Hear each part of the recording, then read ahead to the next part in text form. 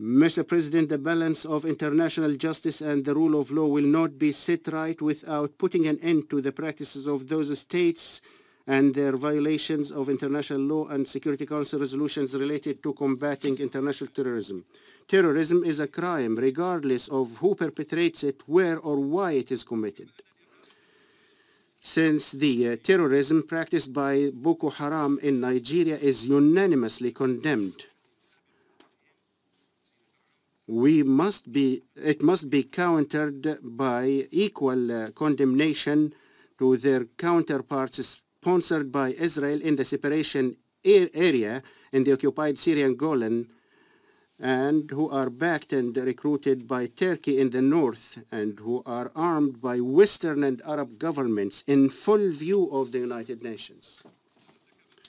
Those terrorists have committed unspeakable crimes that shame human conscience, most recently cutting the water supply to the city of Aleppo and depriving about 3 million Syrians of drinking water and sanitation. We would have wished to see the state submitting this draft resolution, tabling instead a draft resolution to combat terrorism suffered by the Syrians.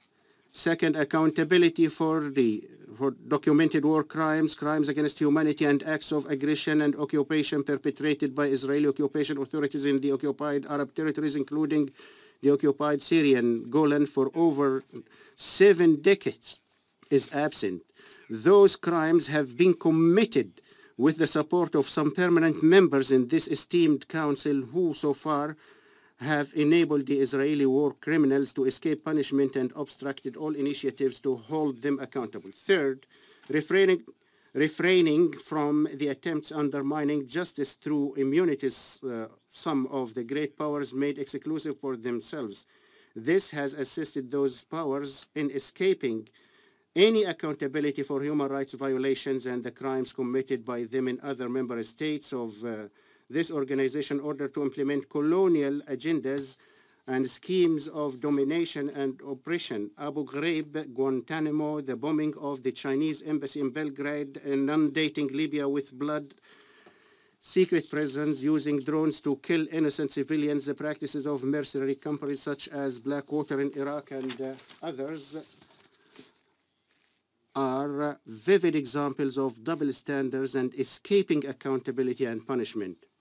It is ironic that these countries continue their attempts to impose their national legislation beyond their borders and recently imposed sanctions on the head of the National Relief Committee in Syria while paying lip service to their alleged support for the Syrian people. Imagine that sanctions have been imposed on the head of the National Relief Committee, humanitarian relief in Syria.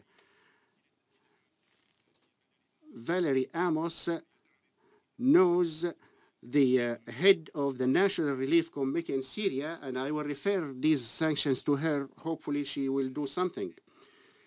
Those lots of evidence, among others, highlight that justice is tailored to fit the measurements of targeted states. A crime may be prefabricated for some states in order to refer them to the state, while others are shielded by a curtain that blocks the view of their documented crimes and violations. This draft resolution has been formulated in a way that protects holding accountable Israeli war criminals for their crimes against the Syrian people. Its draft keeps foreign terrorists and mercenaries coming from other countries independent from the court's jurisdiction. This process undermines the credibility of its drafter and exposes their malicious intents and aggressive motives.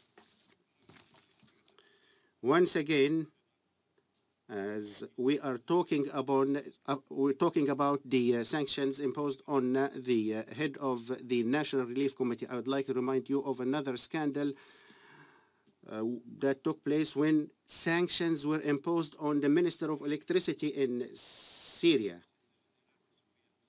We referred the matter of the head of the National Relief Committee in Syria to Valerie Amos, and we will refer the sanctions on the Minister of Electricity to the court of Tommy Edison.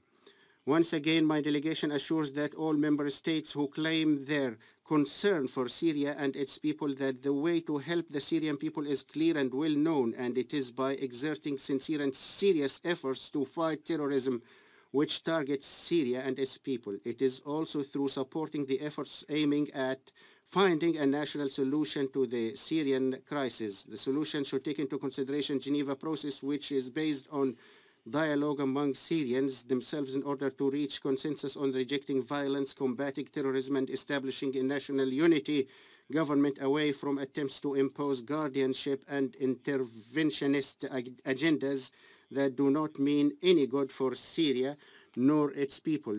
Syrians who will go to the polls to elect the President of the Republic are doing so to protect their country from terrorism, creative chaos, and the attempts to undermine the concepts of the state and sovereignty altogether.